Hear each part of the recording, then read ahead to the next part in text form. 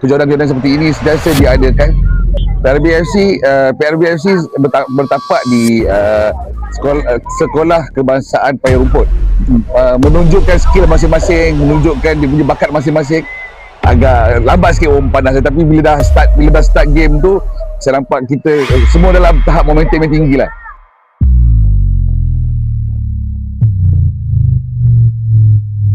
Saya Coach Rajan dari Kelab Bola Sepak KL7.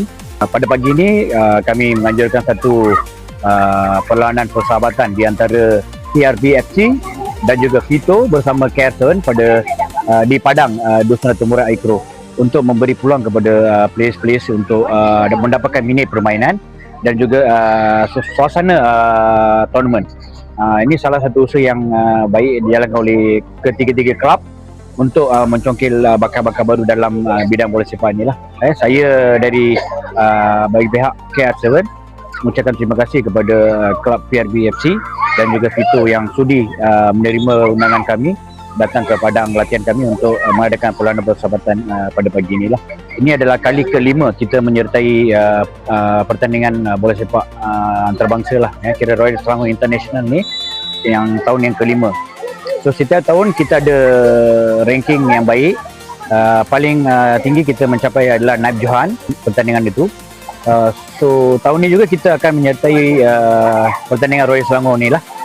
Pada pagi ni saya sedang menilai dan memilih players untuk yang boleh support ke tournament Royal Selangor International ni.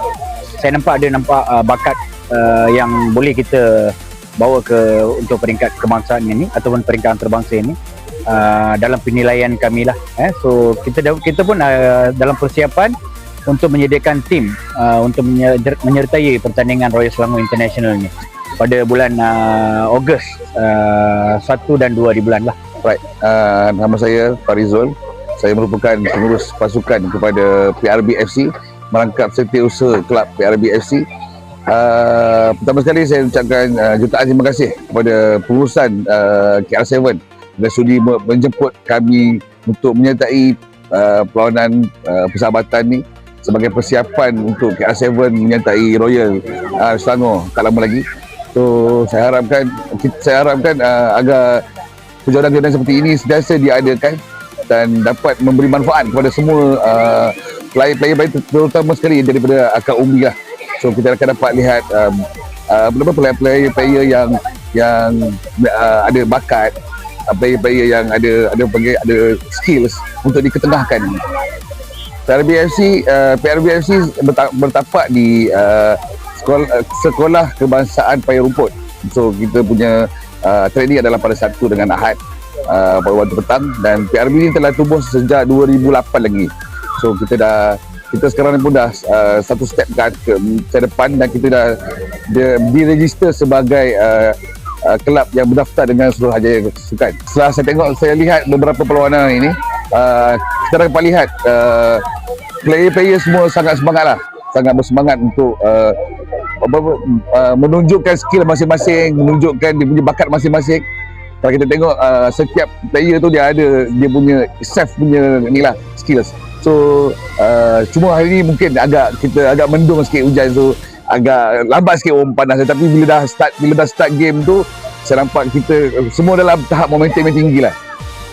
Sebenarnya pakar umbi ni adalah proses dalam menilai pemain-pemain punya pembangunan lah. So pembangunan ada pada akar umbi lah terhasilnya player-player Malaysia yang baik, seperti contoh Arif Aiman, Safawi Rashid kan. So player macam ni datang daripada akar umbi. Tanpa akar umbi kita takkan dapat player-player seperti ni. So untuk mendapatkan pasukan ataupun pemain yang hebat, dia mesti asal dia daripada akar umbi. Kepada semua kelab pemain-pemain yang bertanding berada ni, bermainlah bersungguh-sungguh, show your skills, tunjukkan bakat anda, dan saya rasa saya pasti akan ada yang akan pergi jauh ke depan. Dan kepada ibu bapa yang berada di sini, sokonglah anak-anak anda, sokonglah bakat anak anda, kerana semangat anda itulah membuatkan anak anda akan berjaya lebih ke depan.